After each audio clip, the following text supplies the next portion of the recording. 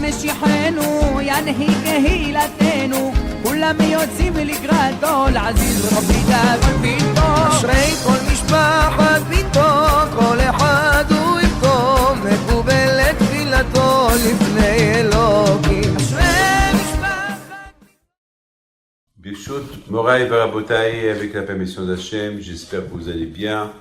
Je souhaite une bonne journée aujourd'hui, là où vous êtes. Donc, aujourd'hui, nous allons parler un peu de ce que la Torah dit dans la paracha de Shemot, Vayakom Melech Hadash à Mitzrayim, Asher lo yada et Yosef.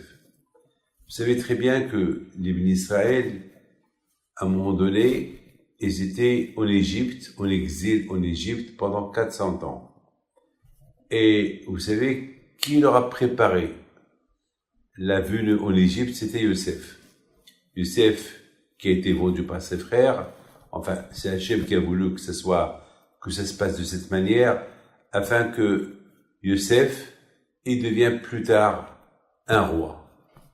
Et une fois qu'il est devenu roi, donc, il s'est dévoilé à ses frères, à ses parents, il leur a dit de venir en Égypte.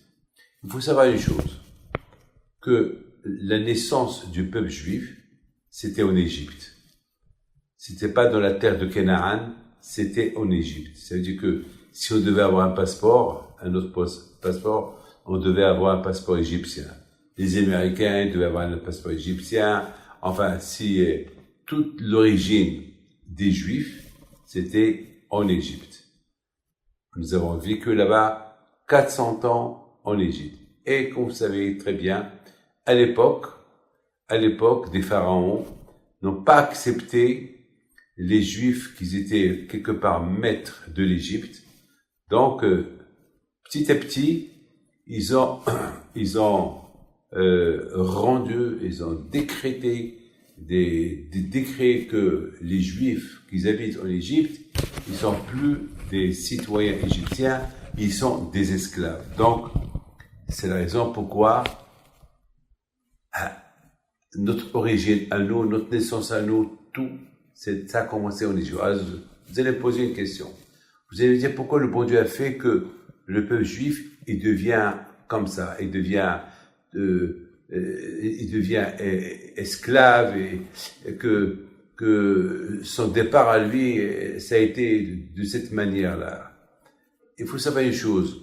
Pour Hachem, il a voulu que les bénis Israël, pour qu'ils ont l'émouna en Hachem, il a voulu leur faire montrer quelque part la différence entre être un esclave d'Égyptien ou être un esclave de Dieu. Vous savez que tous les tzadikim, lorsque ils signent leurs lettres, ils signent Eved Hashem, le serviteur de Dieu, ou esclave de Dieu. Ça veut dire d'ailleurs, dans la prière de Shabbat, on dit, Ismach Moshe b'matanat helko, ke'eved ne'eman karatalo. C'est écrit, on dit chaque jour chaque Shabbat dans la prière, que Moshe Rabbeinu, la joie qu'il avait, parce que Hachem, il appelait mon esclave, mon serviteur. Hachem, il a voulu que les bénis Israël remarquent la différence d'être esclave au roi Pharaon ou bien être esclave de Dieu. Alors, c'est quoi la différence entre être esclave de Pharaon et être esclave de Dieu? La différence est simple. Être esclave de Pharaon, c'est le physique. On peut être aussi esclave du Sahara. C'est le physique qui est esclave. Être esclave de Dieu, ça veut dire, je suis un homme libre, mais j'ai des lois à respecter que Dieu m'a données. Donc c'est ça, être esclave de Dieu. Être esclave de Pharaon, ça veut dire que c'est physique. Travailler, il n'y a pas de jour, il n'y a pas de nuit, il n'y a pas de manger, rien du tout. Être esclave du Sahara, c'est être esclave des envies. Ça veut dire que je suis esclave de mes colères, esclave de mon mal comportement, esclave de la jalousie, esclave de Enhara, esclave de mauvais œil, esclave de mes yeux, esclave de mes pieds, esclave. Alors, ça, ce que Hachem, il a voulu montrer aux bénis Israël. Il a voulu leur faire goûter l'esclavage physique de Paro, et après Hachem, il va les libérer, il va leur donner un autre sort d'esclave qui est être esclave d'Hachem. C'est quoi être esclave d'Hachem? C'est vraiment être maître de toi-même, être un homme libre, mais tu respectes les mitzvot d'Hachem. Moi, je préfère cet esclavage que l'autre esclavage. Alors là, mes amis, je voudrais vous raconter une petite histoire sur le Hafetz Haïm. Une fois, le Hafetz Haïm, Alav Shalom, il a perdu son fils. Vous savez, il adorait son fils et il l'a perdu. Alors le pauvre, il était dans tous ses états, il vient à la synagogue, il tape sur la teva, devant tout le public, il fait une déclaration.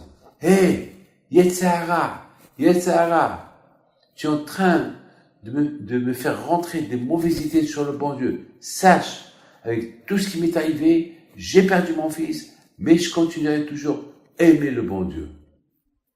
Ça, c'est quelque chose de magnifique. Ça, c'est ce qu'on appelle esclave d'Hachem, aimer Hachem avec tout ce qui peut arriver autour. Beaucoup de fois, ça arrive, on dit, j'aime Hachem lorsque tout va bien. Mais lorsque rien ne va plus, alors là, c'est un problème. C'est là que l'homme, il commence à réfléchir deux fois. Mes amis, nous sommes tous des esclaves d'Hachem, ses serviteurs, et que le bon Dieu vous protège, vous dans la santé, la joie. Et c'est mieux d'être le serviteur d'Hachem que d'être le serviteur de Yitzhara ou d'une autre nation. Que le bon Dieu vous protège avec elle.